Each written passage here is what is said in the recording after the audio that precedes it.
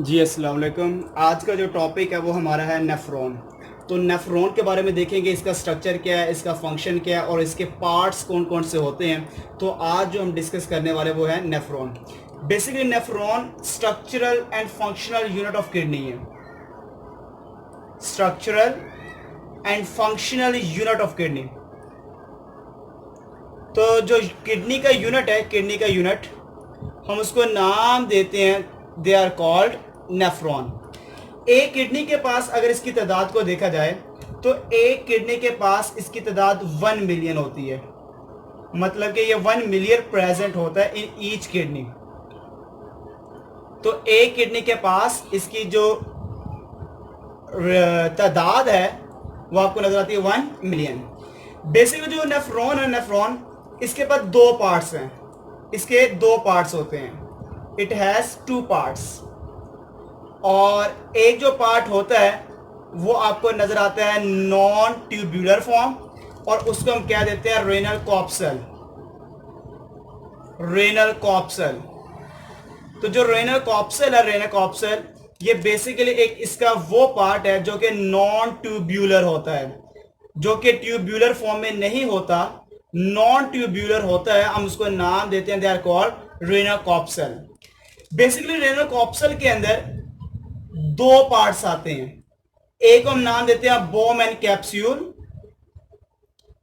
एक आ जाता है बोम एंड कैप्सूल, जिसकी सबसे बड़ी पहचान देखी जाए तो ये कप शेप्ड होता है।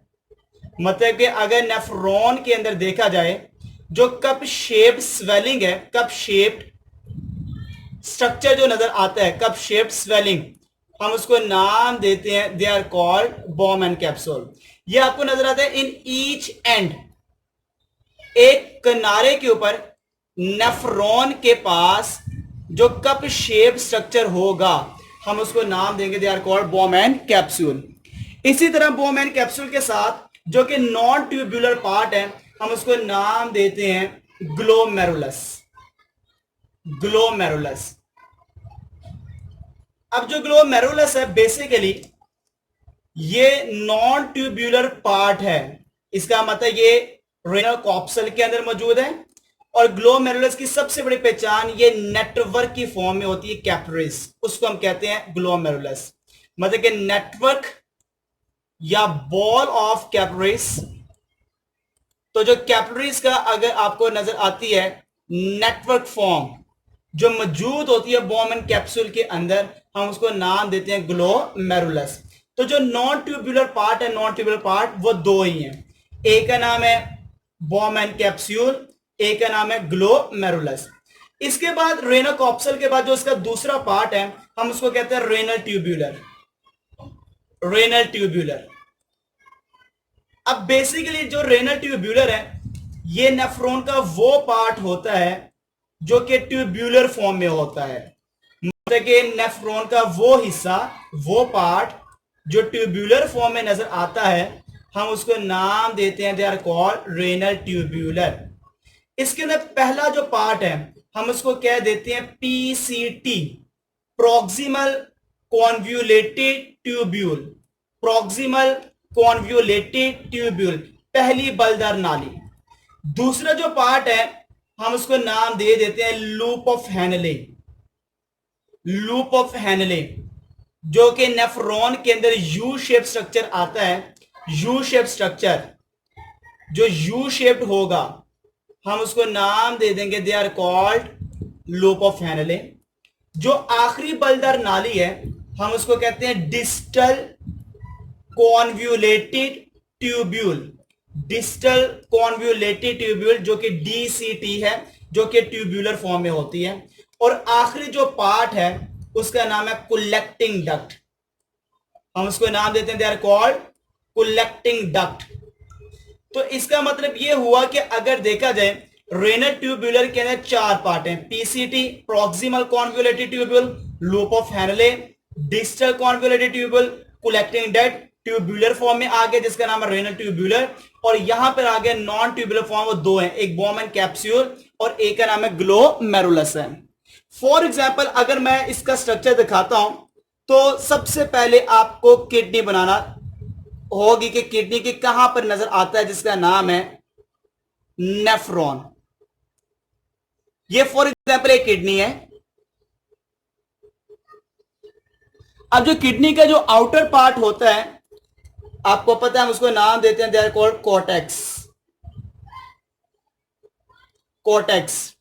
और जो इसके अंदर वाला पार्ट होता है हम उसको नाम देते हैं, दे आर कॉल्ड मेडुला। तो हम उसको नाम देंगे, दे आर कॉल्ड मेडुला। अब हमारी किडनी के पास दो तरह के नेफ्रॉन होते हैं, दो तरह के। एक वो नेफ्रॉन होता है जो कॉर्टेक्स में मौजूद होता है, और एक वो नेफ्रॉन होता है जो कि मेडुला के अंदर होता है, मेडुला के पास होता है। अब बेसिकली जो कॉर्टेक्स का नेफ्रॉन होता है हम उसको कोर्टिकल नेफ्रॉन कहते हैं, कोर्टिकल नेफ्रॉन का नाम देते हैं। और वो नेफ्रॉन जो मेडुला के अंदर होता है हम उसको जक्स्टा मेडुलरी नेफ्रॉन कहते हैं, जक्स्टा मेडुलरी नेफ्रॉन कहते हैं। अब यहां पर आपने एक चीज को मद्देनजर रखना है, बेसिकली जब तक हम पढ़ते आ रहे हैं हमने जो नेफ्रॉन की स्ट्रक्चर देखा हुआ है वो बेसिकली ये जक्स्टा मेडुलरी नेफ्रॉन है। जैसे आपने मैट्रिक में भी पढ़ा होगा, आप इंटर में भी पढ़ रहे हैं, आगे आप बीएससी में या आगे मेडिकल में पढ़ेंगे, तो जो डायग्राम बनाई जाती है, जो आप जाके टॉपिक के अंदर देखते हैं, वो बेसिकली ये आप देखते हैं जक्स्टा मेडुलरी नेफ्रॉन, ना कि वो कौन सा होता है कोर्टिकल नेफ्रॉन।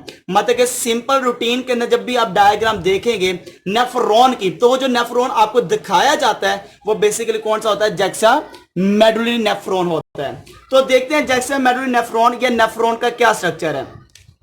फॉर एग्जांपल ये नेफ्रॉन है और मैं यहां से नेफ्रॉन को बड़ा करके दिखा रहा हूं आपको कि एक नेफ्रॉन कैसा होता है। जो नेफ्रॉन है, नेफ्रॉन उसका जो सबसे पहला पार्ट होता है, सबसे पहला पार्ट आपको मैंने बताया वो कौन सा होगा, नॉन ट्यूबुलर रेनल कॉप्सल। ये है रेनल कॉप्सल का पहला स्ट्रक्चर जिसका नाम है Bowman capsule, that is called Bowman capsule. Cup shape जो आपको स्ट्रक्चर नजर आ रहा है इसको हम नाम देते हैं बोमैन कैप्सूल। इसी तरह इसके अंदर आपको नजर आता है ग्लोमेरुलर, जो नेटवर्क ऑफ कैपिलरीज है। तो ये जो नेटवर्क ऑफ कैपिलरीज है हम इसको नाम देते हैं, दे आर कॉल्ड ग्लोमेरुलस। तो ये जो मैं स्ट्रक्चर बना रहा हूं, ये स्ट्रक्चर जो रेड से मैंने बनाया है हम इसको नाम देते हैं, दे आर कॉल्ड ग्लोमेरुलस। अब ये दो जो पार्ट हैं हम इन दोनों को नाम देते हैं, दे आर कॉल्ड रेनल कॉप्सल। इसके बाद जो अगला स्ट्रक्चर आता है वो सारे के सारे रेनल ट्यूबुलर का होगा। जैसे कि इसकी आगे पहली बलदार नाली जिसको पीसीटी का नाम देते हैं, ये पहली बलदार नाली आ गई, और इस पहली बलदार नाली को हम नाम देते हैं प्रॉक्सिमल कॉन्वोल्यूटेड ट्यूब्यूल। ये जो आपके पास नाली है इसको कहते हैं पीसीटी, प्रॉक्सिमल कॉन्वोल्यूटेड ट्यूब्यूल का इसको नाम देते हैं। ये जो प्रॉक्सिमल कॉन्वोल्यूटेड ट्यूब्यूल है ये नीचे की तरफ जाती है, और जब ये नीचे की तरफ जाती है तो आप इसको कहते हैं इस वक्त ये डिसेंडिंग है। इस वक्त हम इसको कहते हैं ये डिसेंडिंग की तरफ जा रही है, नीचे की तरफ जा रही है। और ये डिसेंडिंग की तरफ जाते जाते वहीं पे टर्न लेने के बाद ये ऊपर की तरफ जाती है, और जहां से ये टर्न लेती है और एक स्ट्रक्चर बनाती है यू शेप स्ट्रक्चर, और इस यू शेप स्ट्रक्चर को हम नाम देते हैं, they are called loop of Henle. इसको हम नाम देते हैं, they are called loop of Henle. ये लूप ऑफ हैनले है। इसी के बाद यही जो ऊपर जाते वक्त हम इस नाली को नाम देते हैं, जब ये ऊपर की तरफ जा रही है हम इसको कहते हैं इस वक्त ये असेंडिंग पोजीशन पर है, असेंडिंग इसको नाम देते हैं, ये असेंडिंग ट्यूब्यूल। असेंडिंग ट्यूब्यूल का मतलब ऊपर की तरफ जाते हुए, डिसेंडिंग का मतलब नीचे की डायरेक्शन के वक्त। इसी तरह अगर देखा जाए तो ये आखिरी बलदार नाली है, और जो आखिरी बलदार नाली होती है हम उसको कहते हैं डीसीटी, डिस्टल कॉन्वोल्यूटेड ट्यूब्यूल का इसको नाम देते हैं। अब जो डिस्टल कॉन्वोल्यूटेड ट्यूब्यूल है ये आखिर में जिस नाली के अंदर ओपन होती है, जो लास्ट डक्ट है ट्यूब्यूलर का हम इसको नाम देते हैं, they are called collecting duct. तो ये जो आपके पास लास्ट स्ट्रक्चर नजर आ रहा है, लास्ट स्ट्रक्चर, हम इसको नाम देते हैं, they are called distal convoluted tubule है। तो ये आपके पास जो स्ट्रक्चर नजर आ रहा है, इसको हम कहते हैं ये कलेक्टिंग डक्ट है। ये कलेक्टिंग डक्ट आ गई, ये कलेक्टिंग डक्ट आ गई है। अब ये जो स्ट्रक्चर आपको नजर आ रहा है, ये जो हमने स्ट्रक्चर बनाया है, ये है नेफ्रॉन का कंप्लीट स्ट्रक्चर। बेसिकली हमने देखना क्या कंपैरिजन के कॉर्टिकल नेफ्रॉन और जक्सा मेडुलरी नेफ्रॉन में क्या कंपैरिजन है, इन दोनों में कौन से ऐसे पॉइंट है जो इन दोनों को डिफरेंशिएट कंपैरिजन करते हैं कॉर्टिकल नेफ्रॉन का जक्सा मेडुलरी नेफ्रॉन के साथ। बेसिकली जो कॉर्टिकल नेफ्रॉन है ये प्रेजेंट होता है इन कॉर्टेक्स, ये प्रेजेंट होता है इन कॉर्टेक्स। जो नेफ्रॉन के कॉर्टेक्स के अंदर होता है उसका नाम है कॉर्टिकल नेफ्रॉन, यहां पे आपको नजर आएगा। और जो कॉर्टेक्स और मेडुला के इन बिटवीन होता है उसका नाम है जक्सा मेडुलरी नेफ्रॉन। मतलब ये प्रेजेंट होता है in border of cortex and medulla.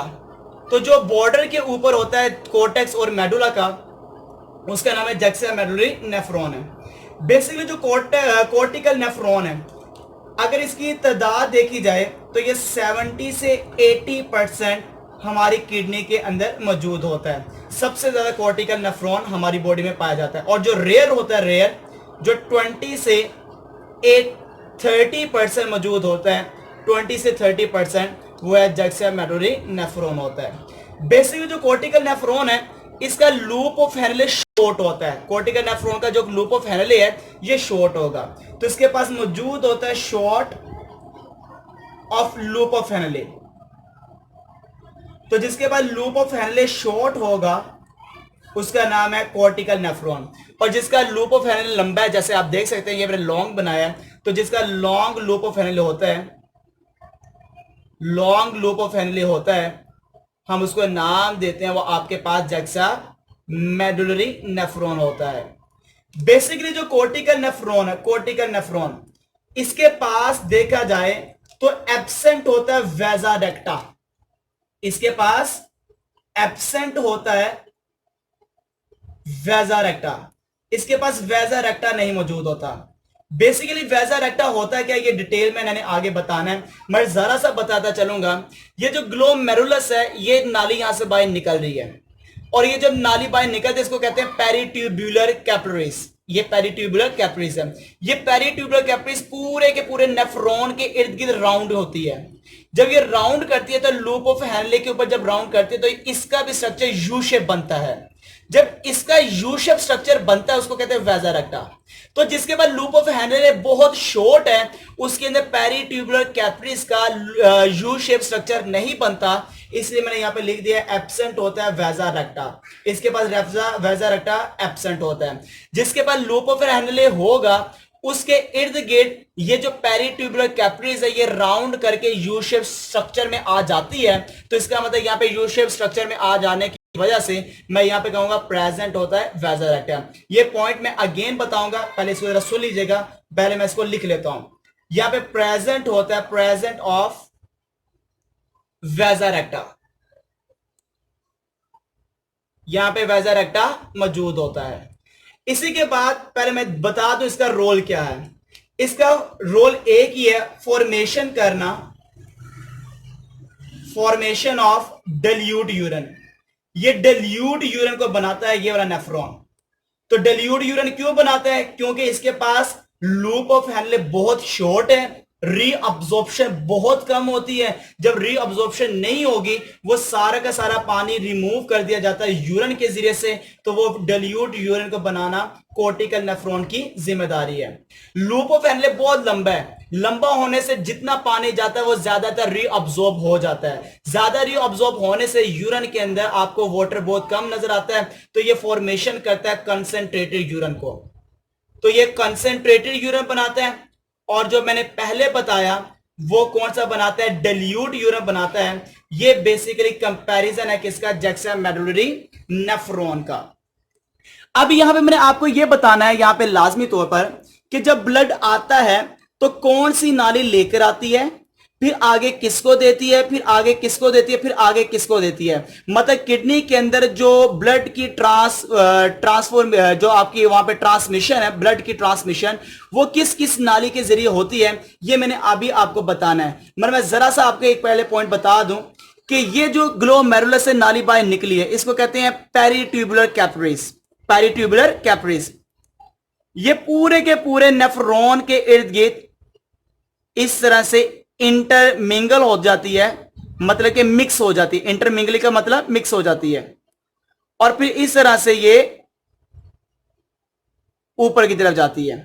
अब आप देख सकते हैं ये जो पेरिट्यूबुलर कैपिलरीज है यहां पर यू शेप में आ चुकी है।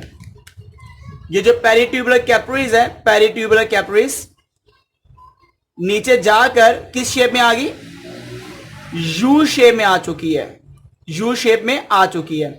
तो जब ये यू शेप में आपको नजर आ रही है नीचे, इस वक्त हम इसको नीचे जो यू शेप में आपको नजर आ रहा है ये यू शेप, हम इसको कहते हैं, ये इस वक्त यू शेप को हम स्ट्रक्चर देते हैं, दे आर कॉल्ड वैजा रेक्टा।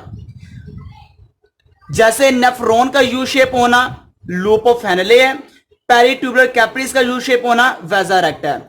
जिसके पास लूप ऑफ हेनले मौजूद है वहां पे पेरिट्यूबुलर कैपिलरीज वैजा रेक्टा बनाती है, जैसे कि जक्समेडुलरी नेफ्रॉन।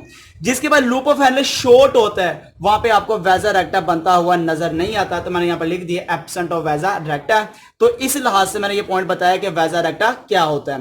तो मैं ब्लड की ट्रांसमिशन बताता हूं कि ब्लड फ्लो कहां से कहां पे जाता है और किसके पास कहां जाता है और कौन कौन पकड़ता है। तो जरा सा आखिरी point, pathway of blood kidney के अंदर क्या होता है।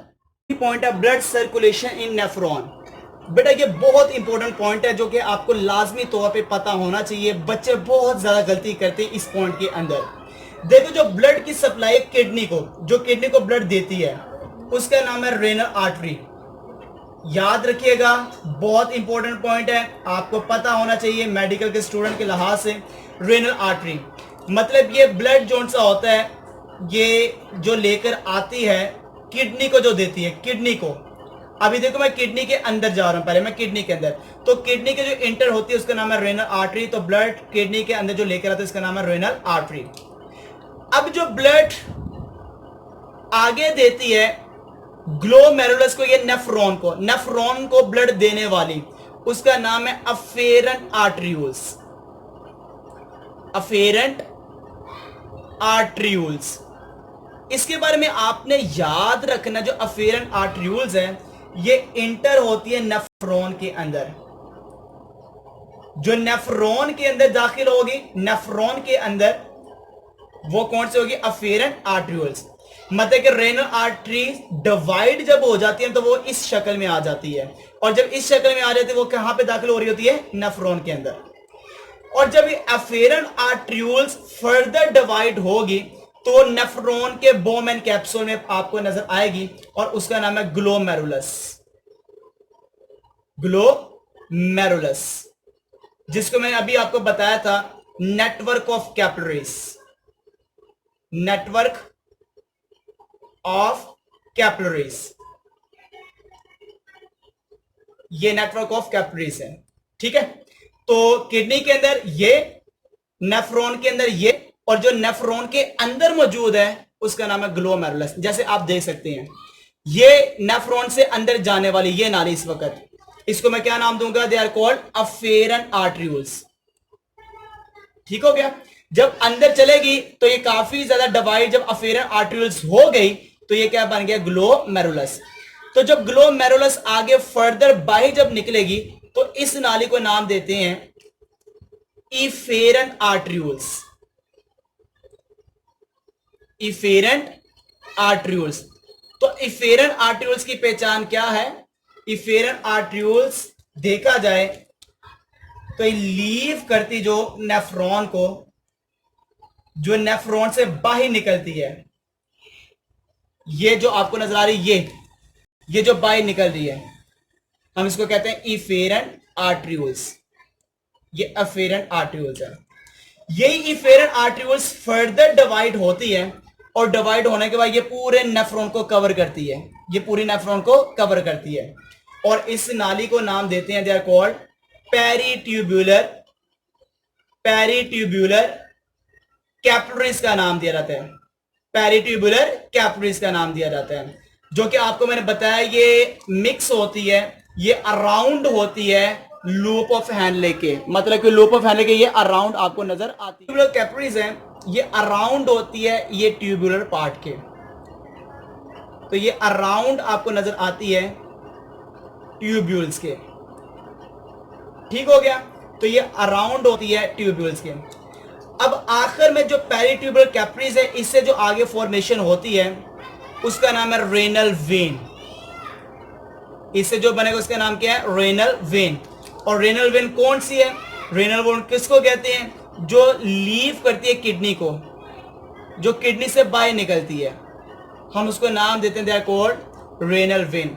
अब यहाँ पे मैंने आपको ये लाजमी इसलिए बताया कि ये आपके बुक के अंदर लिखा हो या ना लिखा हो, मगर आपको बताना मैंने मुनासिब समझा, क्योंकि पंजाब टैक्स के अंदर ये मौजूद नहीं है, मगर आपको पता होना चाहिए कि किडनी के अंदर, किडनी को जो ब्लड सप्लाई करती है उसका नाम है रेनल आर्टरी, और रेनल आर्टरी से जो आगे बनती है वो अफेरन आर्ट्रियूल, जो ब्लड सप्लाई करती है नेफ्रॉन को, तो अफेरन आर्ट्रियूल से जो बनती है ग्लोमेरुलस, जो कि आपको बोमेन कैप्सूल में नजर आती है। ग्लोमेरुलस से जो आगे ब्लड जाता है इफेरन आर्ट्रियूल्स, इफेरन आर्ट्रियोल से जो आगे बनती है पेरिट्यूबुलर कैपिलरीज, अफेरन आर्ट्रियोल जो कि लीव करती है नेफ्रॉन को, पेरिट्यूबुलर कैपिलरी से क्या बनती है? रेनल वेन, जो कि क्या करती है? लीव करती है किडनी को। दो पॉइंट को याद रखना, बहुत इंपॉर्टेंट पॉइंट, अक्सर पेपर में शॉर्ट क्वेश्चन आता है। अफेरन आर्ट्रियोल्स और इफेरन आर्ट्रियोल्स में क्या फर्क है? आपको इसका कंपैरिजन आना चाहिए। देखो जरा, अफेरन आर्ट्रियोल किससे बनी है? रेनल आर्टरी से। इफेरन आर्ट्रियोल किससे बनी है? ग्लोमेरुलस से। अफेरन आर्ट्रियोल ब्लड सप्लाई करती है किसको? ग्लोमेरुलस को। इफेरन आर्ट्रियोल ब्लड सप्लाई करती है किसको? पेरिट्यूबुलर कैपिलरीज को। अगेन दो मैंने कंपैरिजन बताई है। अफेरन आर्ट्रियोल किससे बनी है? रेनल आर्टरी से। इफेरन आर्ट्रियोल किससे बनी है? ग्लोमेरुलस से। अफेरन आर्ट्रियोल ब्लड किसको देती है? ग्लोमेरुलस को। इफेरन आर्ट्रियोल किसको देती है?